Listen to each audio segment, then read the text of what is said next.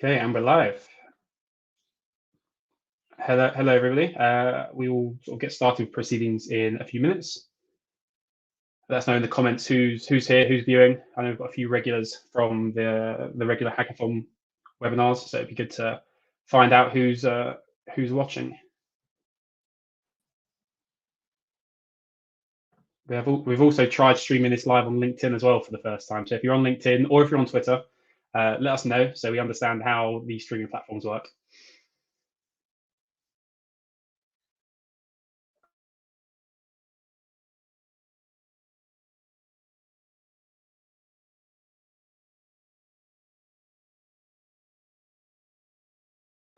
I don't know about you, Lorenzo. I missed the elevator music that Jonathan set up for the last few.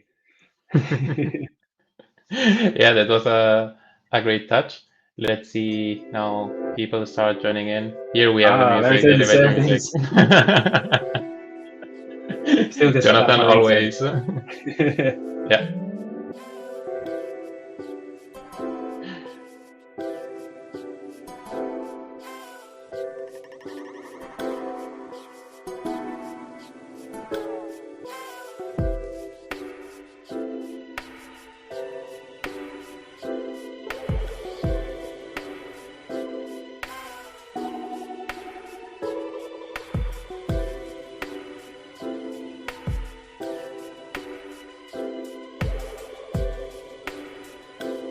Perfect. So it looks like people are starting coming in. Nice. We also have people from LinkedIn here. Hello, Jorka. I hope I presented or I mentioned your name. Good. Perfect. Yeah, Andres. We can also have a webinar about that. Not sure about our skills, but we can at least match the elevator music. Yeah, we need to request that Slack and Teams can do custom notifications. I'd love that. If I ever get a Teams call or something to hear that in my ears, I'd actually be excited for meetings for once. Okay, I think we can get started. Yeah, it's cool that we get people from LinkedIn as well. I think we're going to get a lot more viewers from that. I don't know about you guys, but my phone was pinging for like the last hour that the show's coming up and whatnot. So I think that works quite well. Yeah, soothing, relaxing. Yeah, we should see whether we can dim down the volume, sort of have that as sort of ambient background throughout the whole of the future webinars. But yeah, let's get started. So this is the final the final webinar for the Serverless Holiday Hackathon. So a little bit late, I guess. You know, Christmas has been and gone, so I hope everyone had a good festive period, of course. But we do still now need to look at who won or who got podium finishes for this hackathon and what it is they did well in their projects, what we liked and what we didn't like. Now, of course, it isn't just going to be Lorenzo and myself that are going to be giving our opinions. We do have people with, I'd say, stronger credentials than us, for sure, that we're going to bring on screen soon. But let's start with the agenda. So we're just going to go through who Serverless Guru is for the last time. Then we've got the judges and podium finishers. We'll bring on the winner, and then we've got time for a Q&A, so you can pick the brains of the multiple AWS heroes that we've got here for tonight's webinar. That's not great. Okay, so who is Serverless Guru? So we're a company that provides consultancy, development work, architecture, and training, all in the serverless space. We've got approaching 100 engineers based all over the globe. So whether you're a large company or a small company, a small startup, Serverless Guru is here to help you on your serverless journey, no matter where it may be. We started our Discord server for this hackathon, but we're going to keep it going. So that's some good news. So feel free to join the Discord server. We're going to be doing all sorts of other initiatives now that the Holiday Hackathon has finished. Things like community builder support groups to help people through the application process. Those applications are live now, by the way, this week. So if you are intending to apply for the community builder program at AWS, now's your time. And so let's begin now with the judges. So introduce the judges, our 4 judges from left to right. So Jan, if you can start preparing yourself to come on screen. Perfect. Hi Jan, thanks for joining us. Hey guys, thanks for having me. So for the viewers at home that don't quite know who you are somehow, can you just sort of give a brief introduction as to who you are in the serverless space? Yeah, sure. I guess I've been doing stuff on AWS since about 2010. Since about 2018, I've been the part of the AWS Serverless Heroes program. Nowadays, I work as an independent consultant and working with clients. And also at the same time, I also do a lot of advocacy work for Lumigo as well, who is I guess I think, in my opinion, still the best observability platform for mostly serverless workloads. Really big fan of their work, and also I'm trying to helping them with content and things like that. Perfect, thanks, Yen. And Moshe, you mentioned the podcast as well, but I'm an avid listener of that for years. I've loved that. I think one of the reasons why how I got into serverless, no matter what year it was, I can't remember. Oh yeah, I also host a real world serverless podcast as well. Yeah, so give that a listen if you're interested. Okay, judge number 2, Ro, if you can prepare to come up on the screen. Hey, Ro, thanks for joining us. Hey, what's up, man? Yeah, good.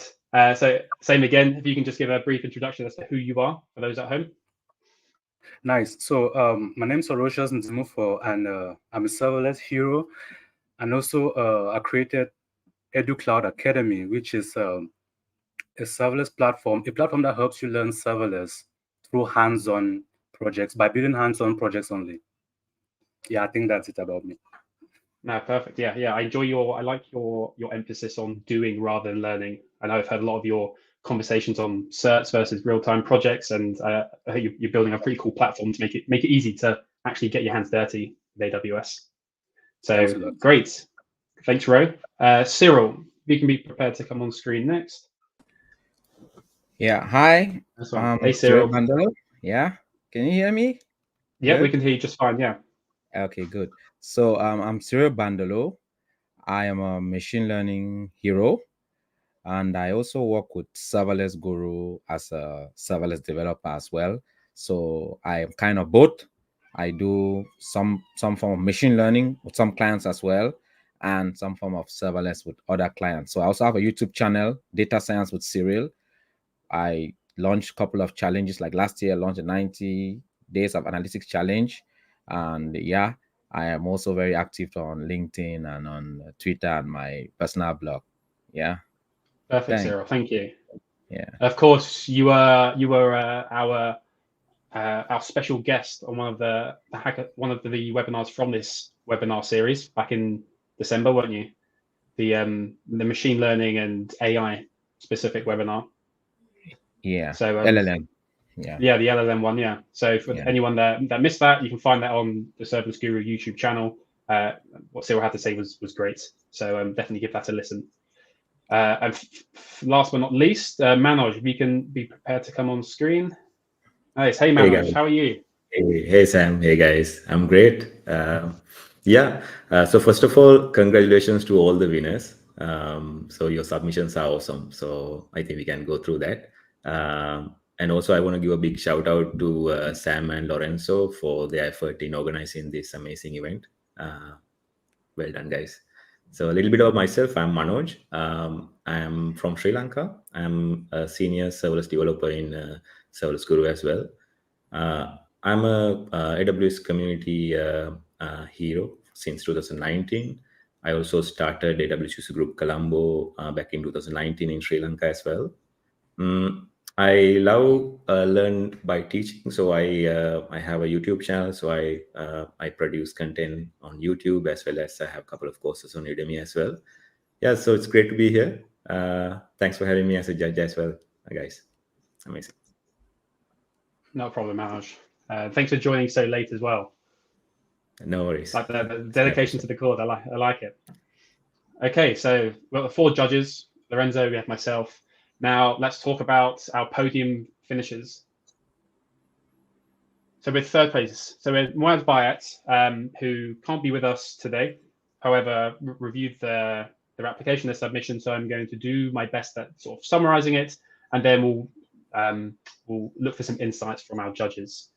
So Muaaz has built RoboDolph, which is a AI-powered seasonal job listing platform. So a place where you can list some form of seasonal job, Remember, the hackathon had to be sort of seasonal related. And then there is going to be some kind of LLM-powered tool to help you search for those jobs. It's also, I'd say, Muaaz is a university student as well. So really impressive what they've managed to build. Jonathan, not sure if you're going to share the links to the videos that they've produced or not. We'll see what Jonathan does. But anyway, this is how the first part of his submission looks. So there's some form of web application where you can create these jobs, and these jobs are then going into some form of SQL database. So nothing really related to AI just yet.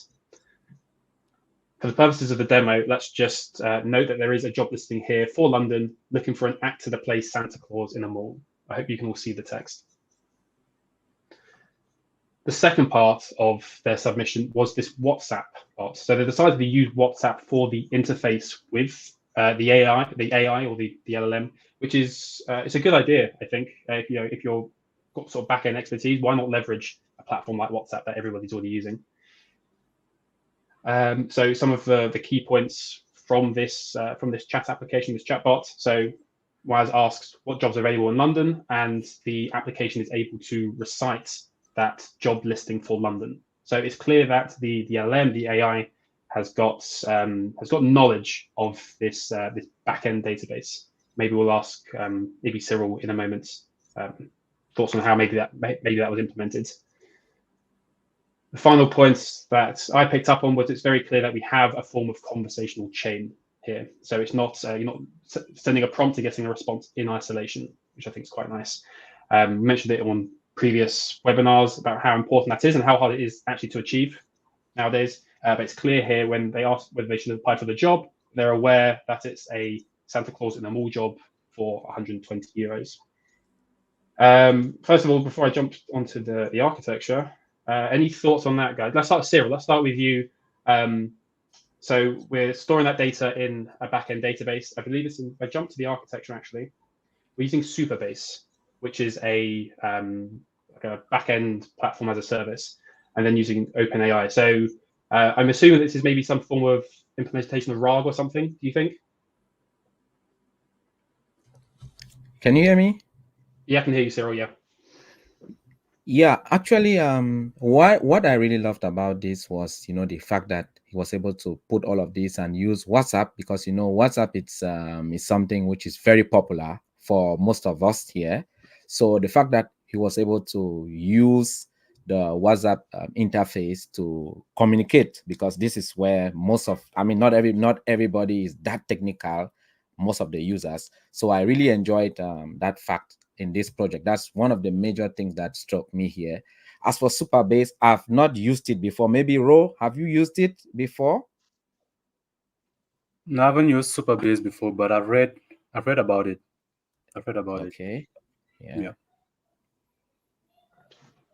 No, yeah, great. Okay, let's get Jan. Let's ask a question to you. So, what are your thoughts on these sort of the backend as a services? A lot of these tools that we see. If I jump to the architecture quickly, you can see here it's not a fully AWS architecture here. At some point, there is a cutoff, and they're sort of leveraging some of those third-party tools. Do you think that's do you like that? Do you not like that when it comes to hackathon submissions? What do you think? Yeah, I think when it comes to hackathon, you probably want to just use what you're familiar with because you got limited amount of time. It's probably not. I mean, unless your explicit goal is to learn, say, AWS or DynamoDB, then you probably already know Superbase because he's already using Next.js. So I assume that's just what he's familiar with. Yeah, so I think that probably makes sense for him to just stick to what he knows. And in this case, the idea is to use the hackathon time to build something that uses AI, talk to OpenAI. And I do really like the idea of using WhatsApp though, because I think from the submission information, he also talked about how it's a very popular tool that people use in I think he's in South Africa or something like that. Yeah, that's right. Exactly. So it has that contextual relevance as well, so that it's not just I like to use it because I fancy it, but it's actually something that people do use where he is. No, perfect. Thank you. Any other comments, judges, before we move on to second place? Yeah, I think one thing I really liked about his architecture is the use of functions to connect with the internal, the database, the superbase as well. So he's using both functional model, that knowledge, as well as the internal data that they have that they are storing in the database as well. So it's really interesting. And the use of these managed services so that he could efficiently build it quite fast. That's something I really like about this. I guess maybe one thing I do think about when I look at this is the fact that Twilio is involved, and Twilio is bloody expensive. So I do wonder if he would do use this, how much it's going to cost to run. Because I think everything else is probably fine. The OpenAI side of things that might get expensive, depending on the tokens that you're using. But Twilio, I know for sure is not cheap. Yeah, maybe he's eating into his student loan allowance. Maybe, who knows? Yeah. Perfect. Okay. Well, yeah. Well done, Muaaz. Third place, university student. So quite a feat. Now we're going to move on to second place. So Riya and Jay, we do have you here for the call. So if you want to be prepared to come up on screen, we'll see how our streaming platform does with so many faces. So Hi, everyone. All right. Hey, Jay. Hey, Riya. Thanks for joining us. Hi, everyone. So excited to be here. Yeah, thanks for joining. So Red Jingles, do you want to give us a brief introduction into what exactly it is? Yeah, sure. I'll take this. So it's basically a chatbot application, very much similar to ChatGPT, but it has the personalities of those famous Christmas characters, Santa, Snowman, and an elf. So behind the scenes, it uses OpenAI's LLM model, but it's very easy to change it. It's based on the open framework of LangChain. So it's an open source project. It's backed by a very reliable open source project.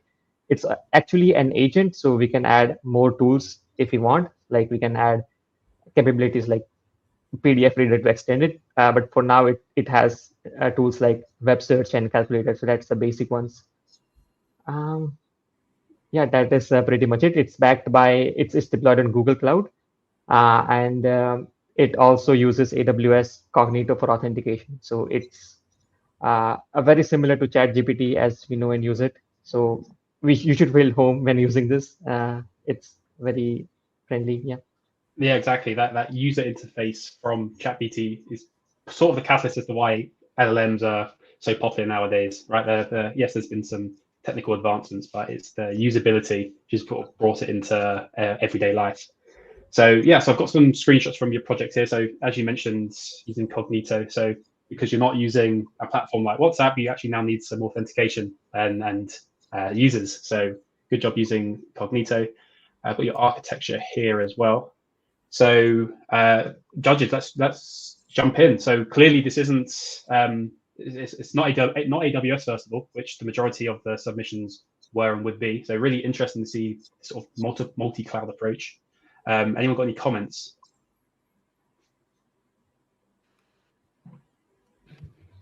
I guess why mix the two? Why not use something else that provides authentication within Google? My reason to use Google was, I had credits in it, and AWS was very expensive. That's the only reason. But you can swap ECS with the App Engine, and that should work equally well. Cognito I used because that was free for the first like 50,000 users, and that's why I just used it. It integrates really well, and it gives you the UI, and that's the main thing, because not many providers give you the UI to sign up and log in. It's self-serving for the user. Thanks, Jay. That's a good answer. I've got a question. So why did you go with, if we move back in the UI, move back.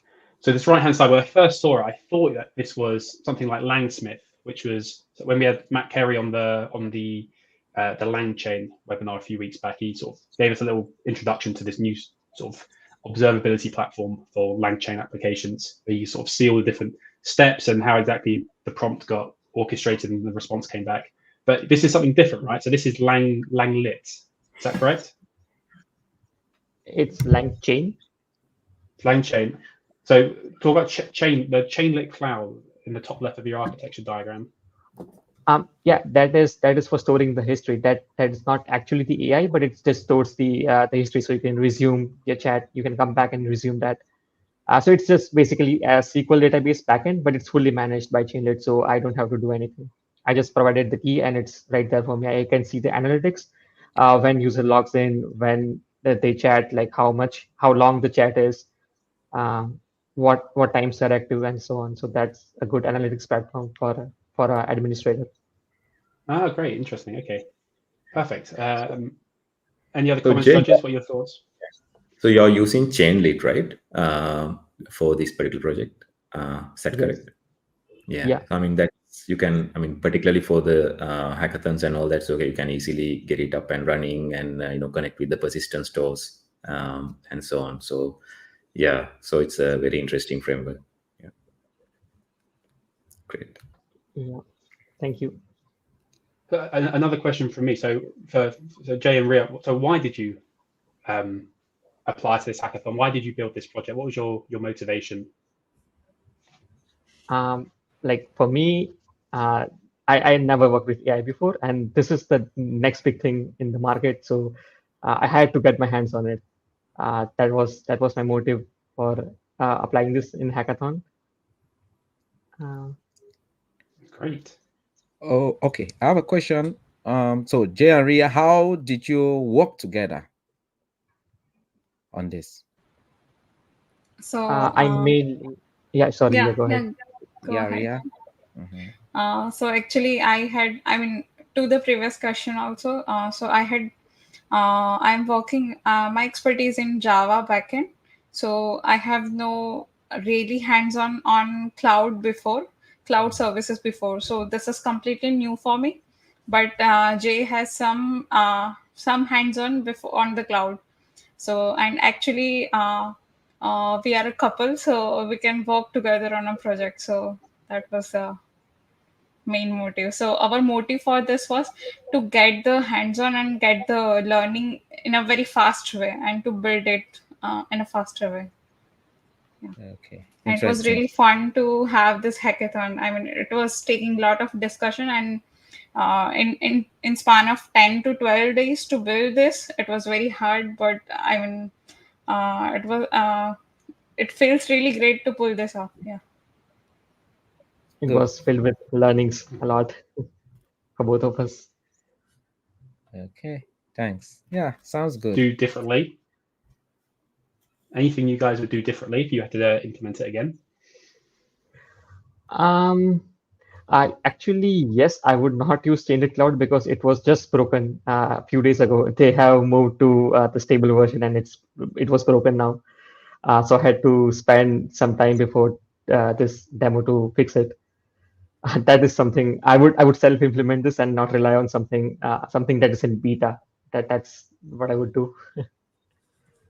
Yeah, I guess it's a challenge with such a vastly innovative space. A lot of these projects come out and they're not quite production ready, and we have to rely on them because there's nothing else. There is no long-serving, stable piece of software to compete with. So yeah, that's a good point. Yeah, we Okay. also faced similar thing with LangChain, where we weren't able to correct or get the conversation memory working until the last day before we presented it publicly, our demo, because Bedrock was not really allowed or working well with LangChain until that. But yeah, that's things that you face using new technologies and frameworks that might be in beta. Yeah, as you can see, we are using Redis, and that is another piece of component. Like I think in the future, some of the cloud providers will give you the whole package. Like you don't need to use Redis for just storing the in-memory context. That would be built into the product. The whole bundle would be sold as a separate product, I think. Absolutely. Okay. All right. Okay. I just have one, maybe one things? last Yeah. question for Riya. I love the experience, the fact that you're learning and you're acquiring new skills at the same time, winning hackathons. So, what are some 2 key things you can share you learned and were very exciting for you from Jay, working with Jay on this? So actually, I mean, I for the first time I logged onto every cloud services. I mean, there was a lot of research before. For example, we have used AWS Cognito for the authentication. So I research like what are the other products and what are the other things which I can take up in the I mean in the comparison, what is the better one we can choose from. So I took on a lot of research about the alternatives and regarding every component, how to use it and how to configure it together.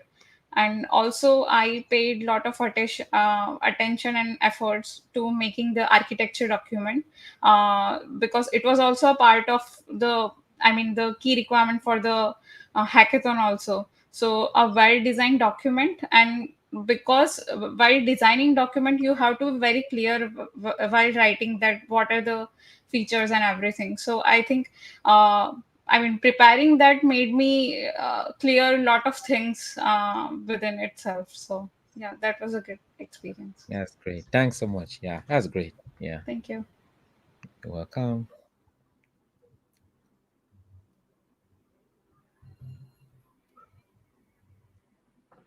Okay, anything else, judges, before we move on? Any comments or questions for Riya and Jay? No? Okay. Just one well, question. Riya, Jay, congratulations. Second place. Yeah. Go on, Just one Manish. question. So about the chain lead, like I think you can integrate with like multiple providers and all, right? So when you do your initial research, were there any other tools and technologies that you found, or how did you ended up using chain lead for your project? I chose Chainlit because it looked and felt very similar to ChatGPT, and that was the only reason. I also looked at this Streamlit, but you had to write some code to make it work. This was running out of the box, and I thought it's good to not invest some efforts in front end because that's already built for me, and I should just use it out of the box. Got it. And the the Google service for Memcache deal, the Redis store, is it also like direct integration, or you had to like implement something to get it working? No, it's serverless service, so I just had to configure it, make it up and running, and then connect it via the VPC. That's the same concept as we have in AWS, a VPC. Two services in the same VPC, they can communicate. So I have to put the IP in, and they can communicate. So that was it. Got it. Yeah. For the conversation, the persistent store, like you can easily connect with the Chainlit cloud, right? So it'll always keep the conversation histories and everything, and pick up from where it left off, and everything is handled for you, right? So it's kind of a full package, I would say, up to a certain extent. But yeah, it's a really nice framework. I actually got to learn about it while going through your project, so it's interesting. Okay, awesome. Great. Okay. I think we have time to move on. So Riya, Jay, congratulations, second place. Really impressive project. And yeah, looking forward to seeing anything else that you build in the serverless or LLM space. Thanks for joining the webinar. Thank you. Thank you. No worries. Well done. Congratulations. So let's move on to the winner. We've seen third place. We've seen second place. Now it's time for first place. So should be no secret. We've all been on social media and LinkedIn this week. Alan Helton, congratulations. If you want to come on, well done, Alan. Congratulations. There we go. Hello, everybody. It's good to be here. Good to see all of you. Yes. Perfect. Well, yeah. How do you feel, first of all? Right now, I'm cold. It's 9 degrees Fahrenheit here, and I can't seem to warm up. But I'm very happy and very grateful for all of you guys. Thank you for picking me for this. I had a really fun time doing this build. It was a lot of fun. It's something that I would have done probably anyway, and I can get into that in a minute after we roll into it. But yeah, I just had a great time. I liked the constraints, made me think about things a little bit differently than I probably would have had I just built this on my own for fun. Nice one. Okay, well, let's dig into the projects. So if I bring up So talk us through it. I've got a screenshot here from your video submission. So talk us through what this is. Okay, so I took the prompt pretty much at the literal face value here, and I made a chatbot where you can talk with Santa. But the fun thing that I did with this, and I need to provide a little bit of context and backstory before I do. Every year for Christmas, I always build some over-the-top piece of software that tells my brother what order he can open his presents in. I usually get him like 8 to 10 really small gifts so I can just like antagonize him all day on Christmas. And wanted to do that with this project. So what I did with this one is I added a bunch of facts about him, about his life behind the scenes, and told the AI, here's all these facts about this person. Can you please verify that it's them before continuing in our conversation? And so I let the LLM do its thing and ask questions given the facts that I provided to it, and just proceed in having that conversation. After after my brother verified that it was in fact him by answering questions about himself, then I changed conversations in the LLM to say, okay, now you can tell him the order of his presents. Here's the presents I want him to open in the order that I want him to open them in, but make him prove that he was a good person this year. And not just a good person, a very good person. So make him be very specific on good deeds that he did, and make him explain why that's a good thing. And so he got that full force there. So he would describe a good deed that he did, and OpenAI would determine whether or not that was good enough for him to open his next present. Nice. Okay. So I think the next slide is kind of the section where you're building your brother's profile, I believe, right here. Yeah. Yes. Yeah. So I built the entire application as if it was a SaaS app. So it's a multi-tenant application. Tenants are a Cognito user sub. So I put Cognito on top of it. The app itself is built in AWS Amplify using Next.js. There we go. And then I have a control plane API that's just API gateway, Lambda, and Dynamo. And then the data plane, I'll get to that in a second. So the control plane stuff is the information about my brother. What's his name? How old is he? What are the facts? What are the presents? And I use that to kind of seed the conversations that communicate with the data plane. The data plane was a fun one. And when I say that, that's the actual like chat conversation piece of it, where you're actually communicating with OpenAI. And I'll get to why I used OpenAI in a second. But when you start the conversation initially, I take all that profile information and build a big prompt to pass it to OpenAI and say, here's all this information. And then, Sam, could you go back one slide for me? And then when messages come through, I use Memento for really the majority of the data operation. So whenever you hit send, you type in your message and you hit send, it fires across a Memento topic. That topic has a webhook attached to it or subscribed to it. That webhook triggers a Lambda function. The Lambda function, all it does is validate the sender because it's an open endpoint. It's using a function URL. And it validates that, and then it puts an event on EventBridge to go and actually do the prompts and the conversation with OpenAI. And I use the API to stream the results and publish bit by bit the response from OpenAI using topics to push that response back down to the browser and stream it in real time. Once the answer is done, then I save the conversation, both the message that was prompted to the LLM and the response inside of a Memento cache list.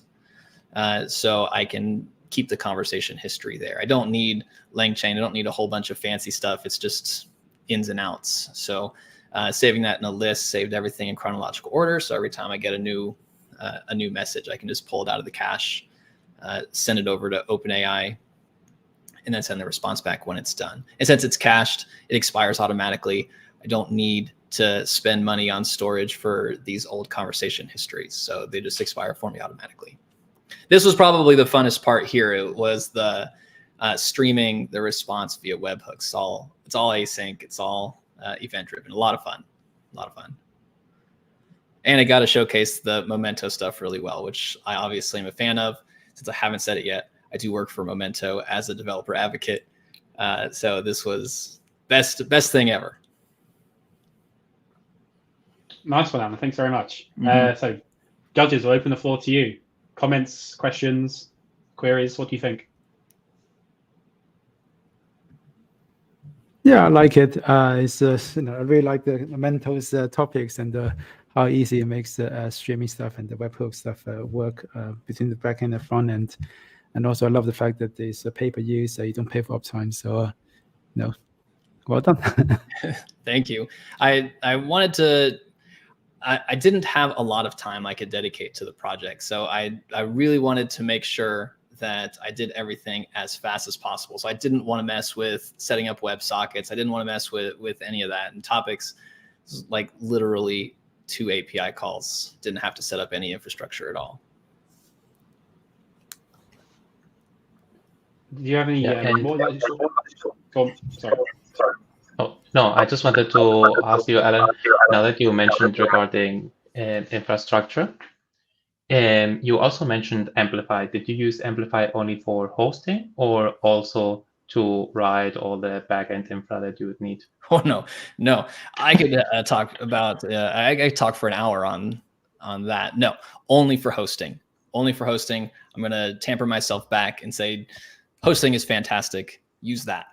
I actually use the UI components as well. They do a really good job in React for the UI components.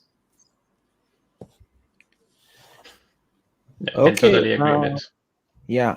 Alan, that's good. I really love the project. When I looked at it, I said, this is cool. How could I give this to my brother? Maybe next Christmas, I don't know. Maybe that would be a gift for him as well. So can you share some of the challenges you had building along the way? Yeah.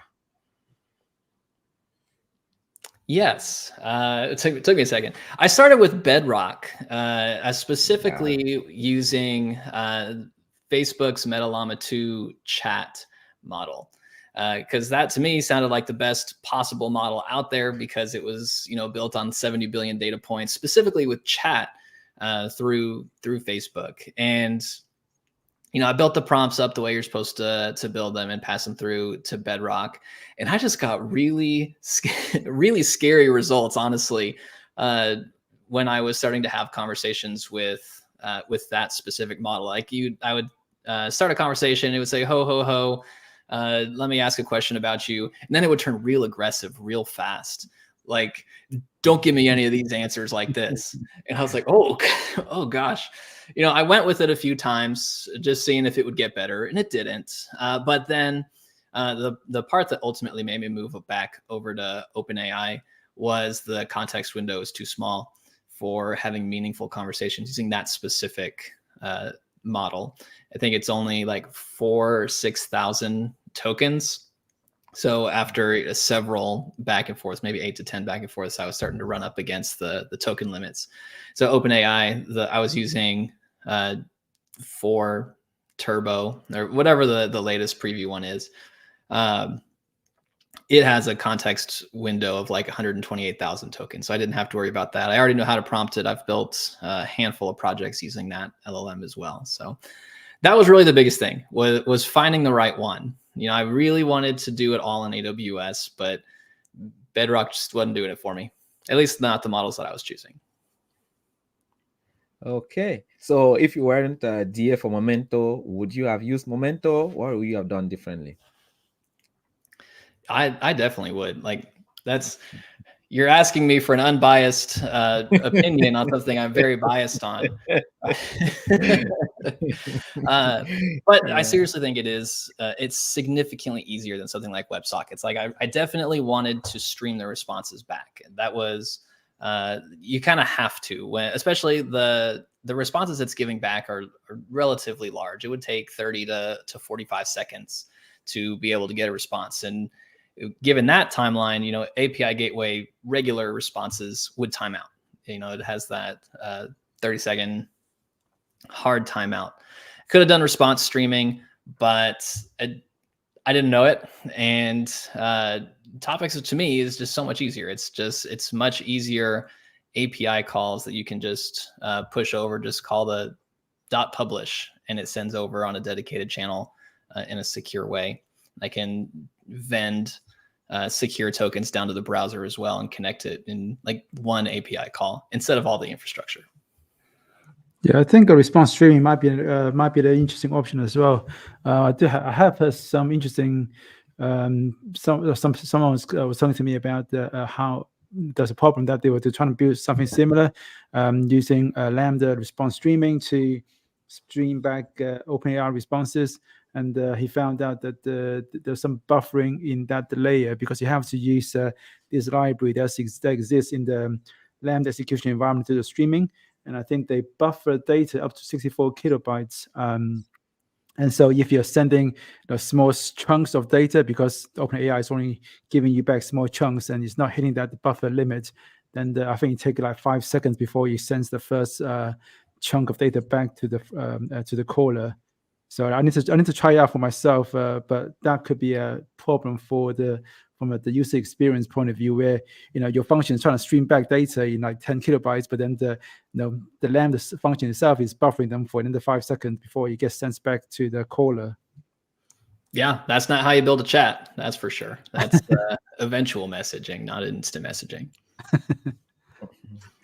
Alan, I really enjoy the practicality of your project.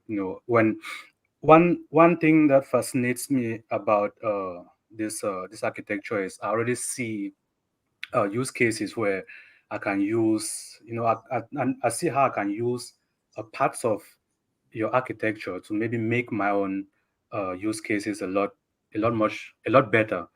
For example, the webhook and the cache for Momento. I've heard about all of these, but I've never really seen them the way you've presented them this way. So this kind of and I think this is really why I thought this was one of the best projects, because it made me to see my own projects in the kind of way that I could easily build upon this and make it a lot better and a lot relatable. And also speaking about the responses, the streaming responses, I've built sample applications where I used the Lambda function URL to stream from Bedrock, and it was great. I really also like to try out this, and I thought maybe in this project you would use the Momento vector index, because I've used it a couple of times, and I think I'm biased, but I think it's great. It's really great. It's super. I thought maybe you would use it in this, but you went another route, which is really great. And thanks for sharing this. I really appreciate it. Yeah, I really appreciate that feedback. It means that I did my job correctly, because that was exactly what I was trying to get done. Yes. So, Ro, when you did your project, did you find there's a buffering behavior in the with Lambda response streaming? I didn't end up. Sorry. So that was something for Ro.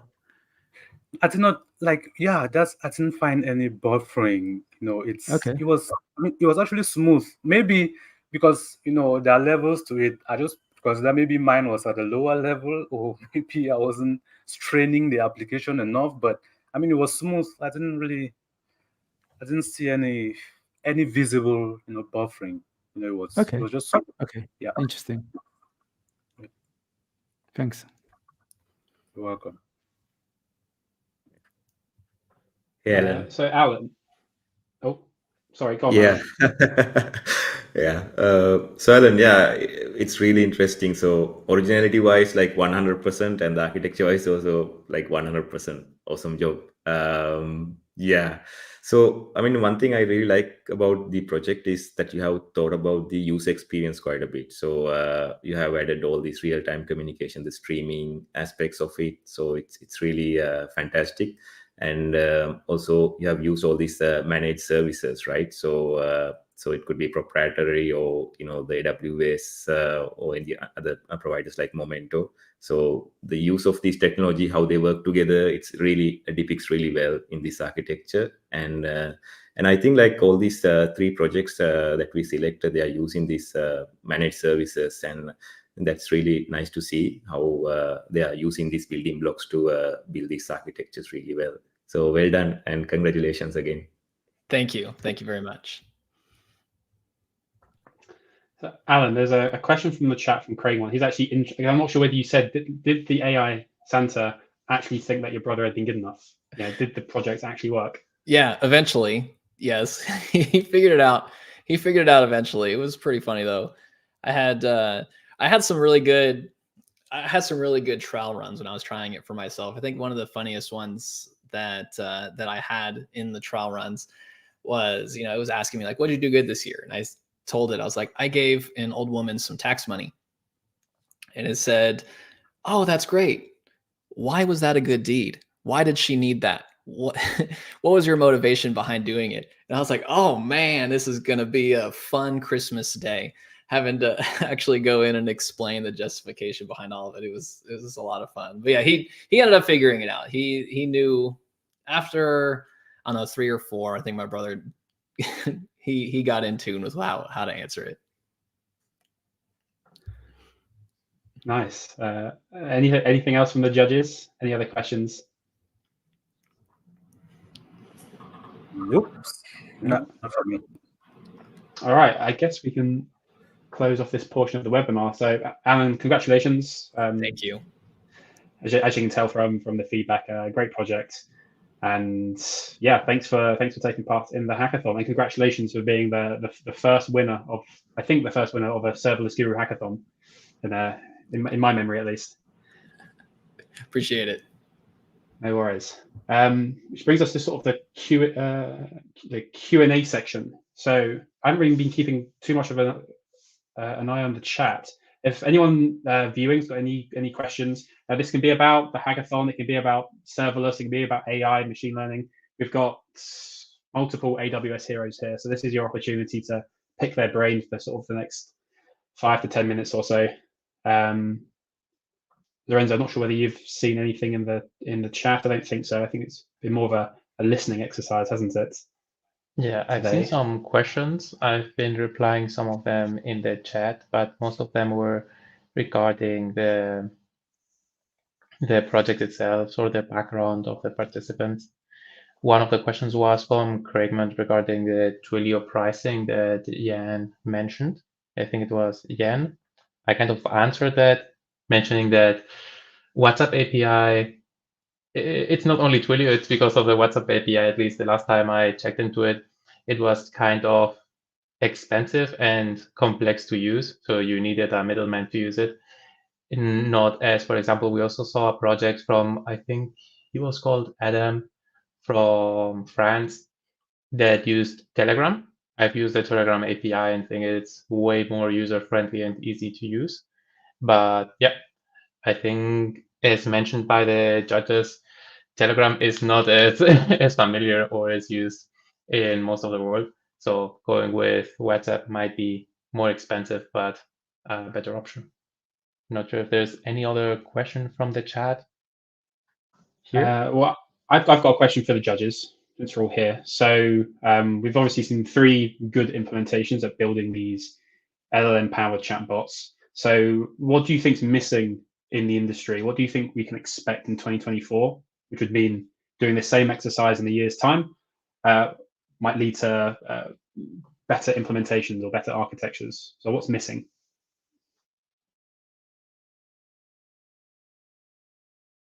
A lot of people on the spot. Yeah. Anyone have any ideas?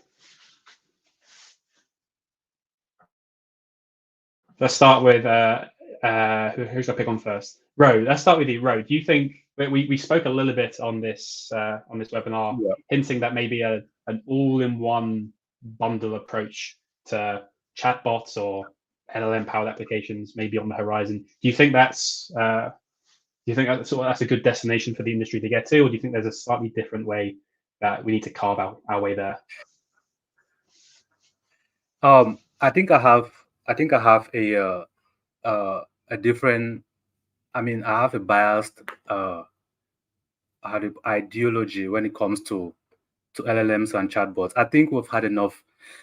I think we've had enough chatbots. I think we've had enough PDF readers and information regurgitators or something like that. I mean, I think we should use LLMs now to build something other than chatbots and PDF readers, or PDF readers and PDF conversationalists, something like that. Because we've had a lot, we've seen a lot, and I mean, it's enough now. Let's look for other ideas and try to reach. I don't know the other ideas, but like for example, like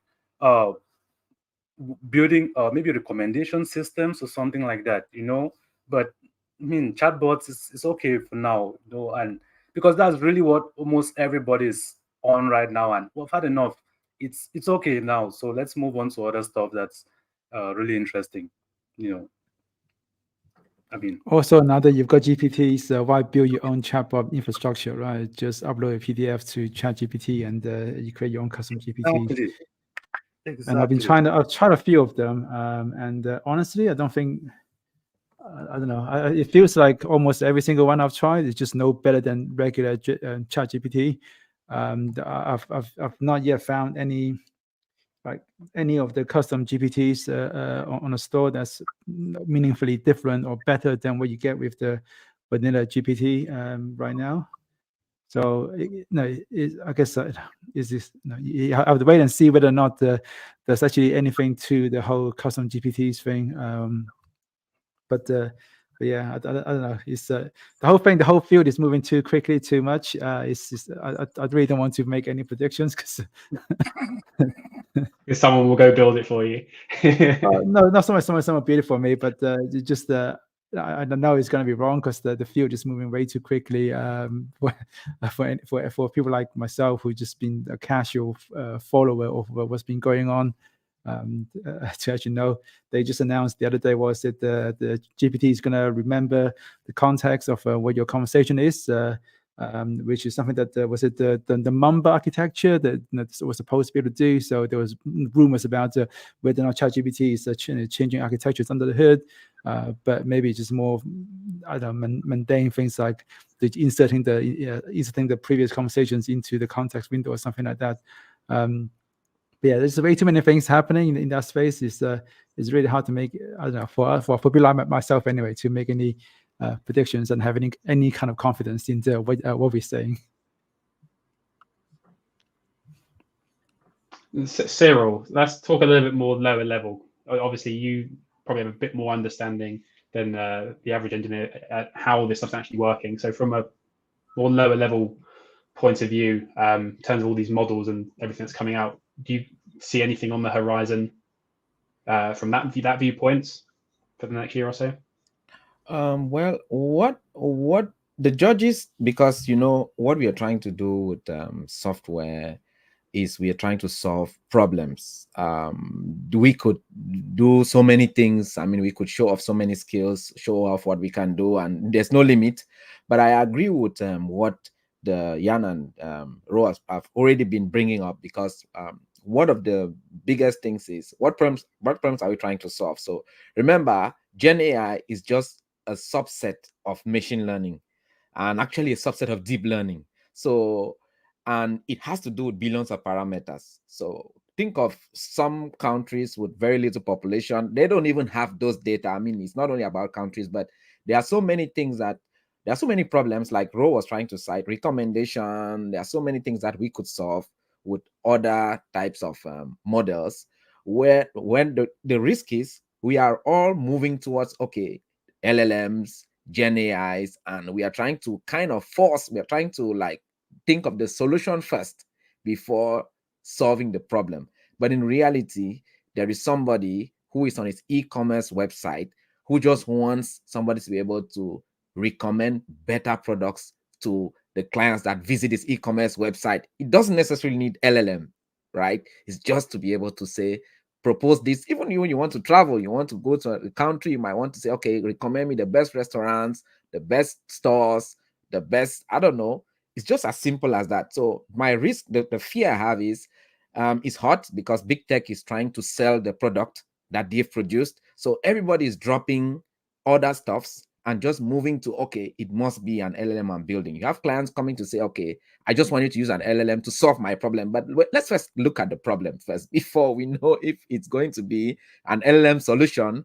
And do you even have the data? Because remember, garbage in, garbage out. So do you even have the data to be able to solve this? Because you'll be saying, okay, there are racks. Let me link to different database, but they might be unstructured. I mean, is it really organized in such a way that the racks can link to them and make sense out of your data? So my fear is we are all rushing and there are lots of innovations. And as I agree with Jan, the chat GPT is doing a lot already in terms of the chat. So that's something people go around, but they come back to say, okay, GPT-4 is great and the chat is good. So we have to try to think of the problems first. That's why we stay relevant as engineers before the solutions. Else we'll be chasing all the different softwares and all the different applications that are out there, and it would never end. Every company will want to sell what they produce. We're definitely still on the upward slope in the hype cycle in terms of everything is AI. There's a lot of garbage ideas out there. But on that, the point about you needing more and more, bigger and bigger, trillion parameter LLMs. There's actually been some really interesting developments in that space. If you look at the Microsoft V2, that's the new small language model, which has supposedly similar performance to, I think it was the ChatGPT 3.5. And I think and there's also been some papers I've read recently that talks about how instead of using real data, crawled from the web, if you use the synthetic data to train your model, you can be much more efficient in terms of the output, the performance of your model versus the number of parameters you have. So there's been some really nice, interesting, I guess, developments there, and I think there's been quite a few papers that's come out recently that talks about how that's the future of AI and the chat models. Is not having bigger and bigger models, is to have more synthetic, concise data for training. Like I said, garbage in, garbage out. When you just crawl the internet, you're going to get a lot of a mix of garbage and just rubbish with some good stuff in there, but it's going to be a real mix of the quality of data. But if you focus on your training with real high quality data, you can train models with a much smaller subset of data, and that can run on your mobile phones and whatnot. And I think that's a really interesting development that's been happening. And I've really also been following the guys at the Builder.io. So they do this thing where they can turn your Figma design into real front-end project. You can actually just deploy, or you can start editing and working on it. And the way that they've been building that is kind of similar to what you said.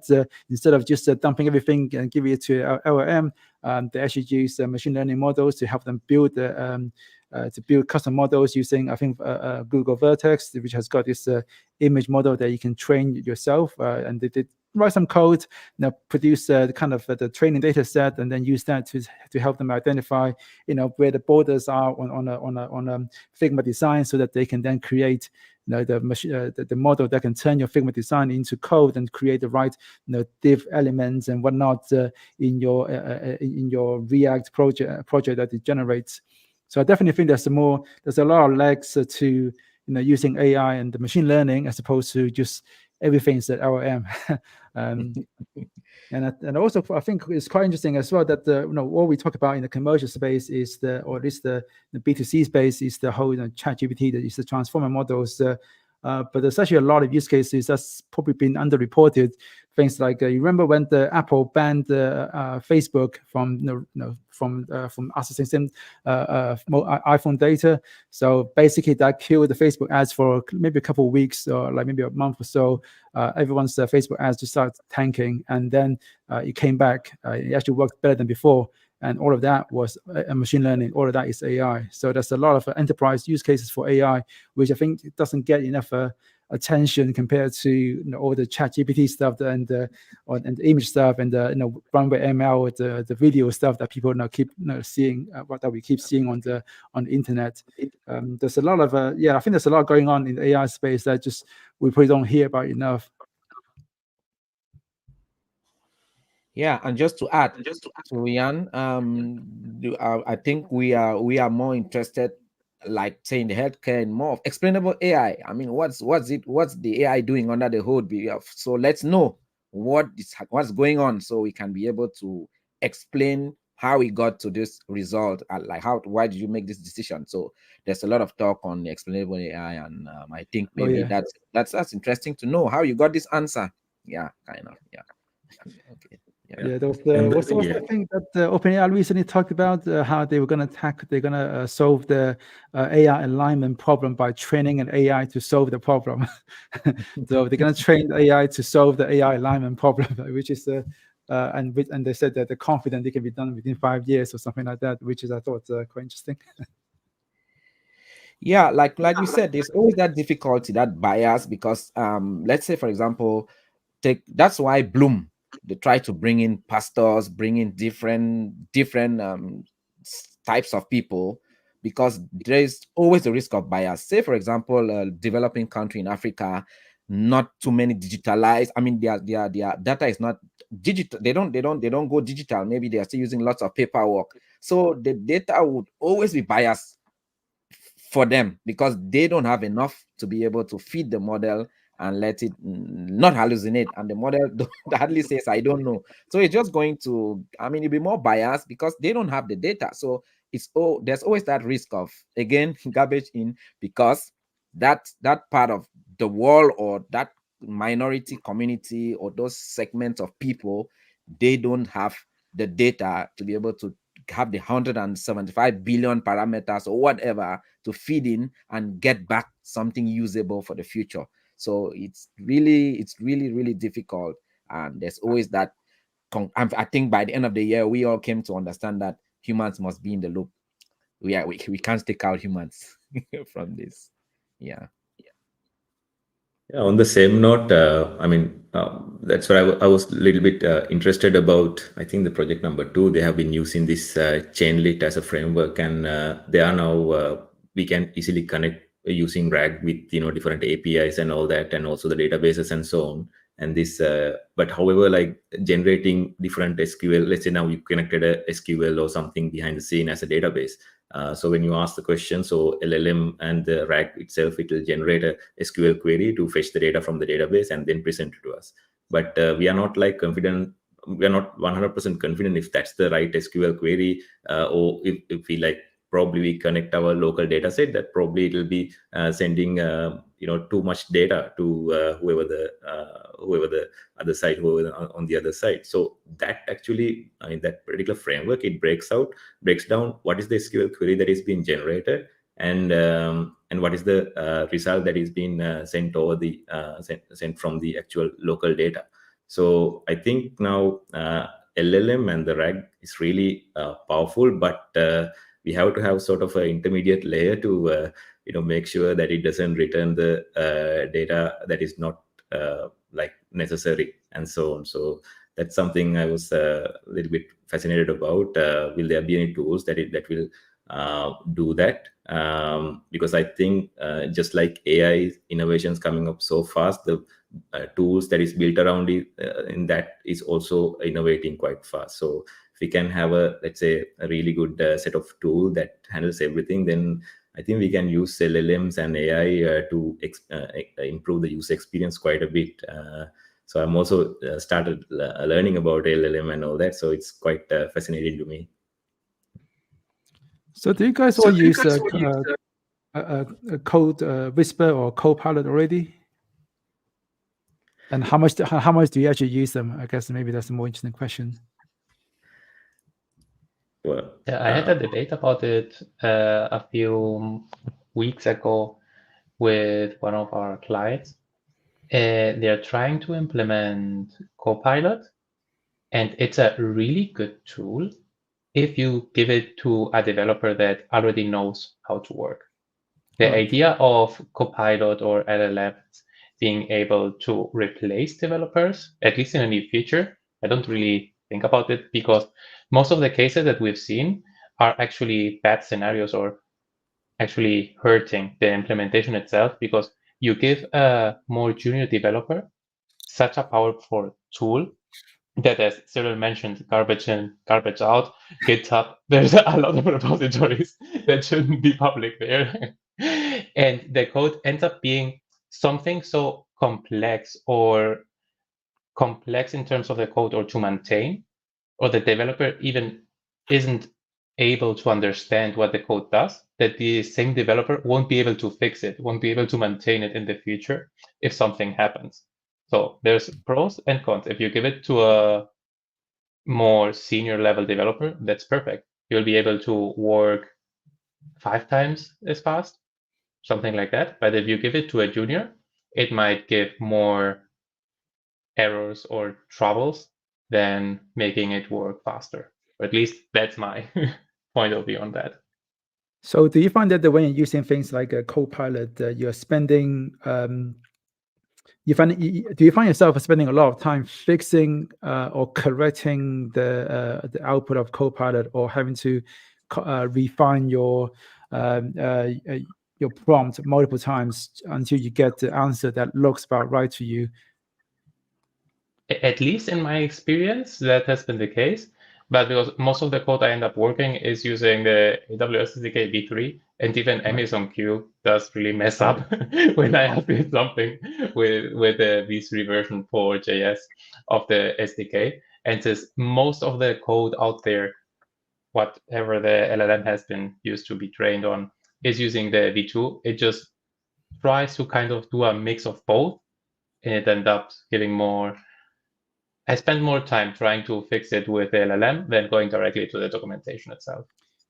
Yeah, that's often been my feeling as well, that I spend a lot of time just fixing stuff that the LLM produces, the Copilot produces, because it's always maybe like 50% right. So I guess something saves me some typing, but I still have spent a lot of time just fixing up afterwards. So it's more of a thing that saves me some typing, as opposed to giving me a almost correct solution that I can just use. Apart from a few cases where it's like writing a function, just giving this input, I expect this output. Sometimes well understood coding problems is quite good at that, but for a lot of the problems that I actually use it, I do find that I spend a lot of time trying to get it to generate what I want.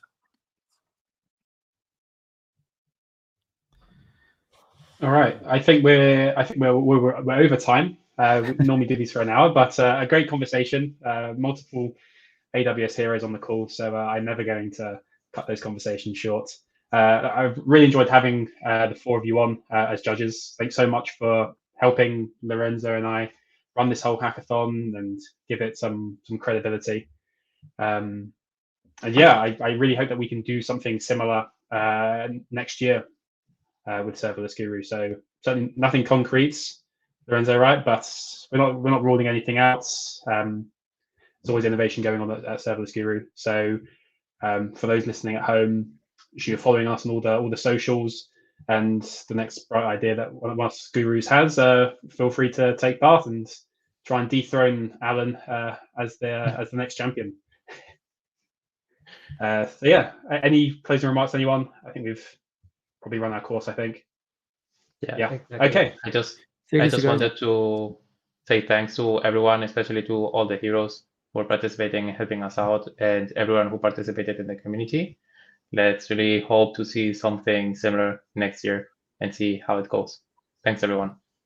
Okay, take care, guys. Take care, everyone. Thanks for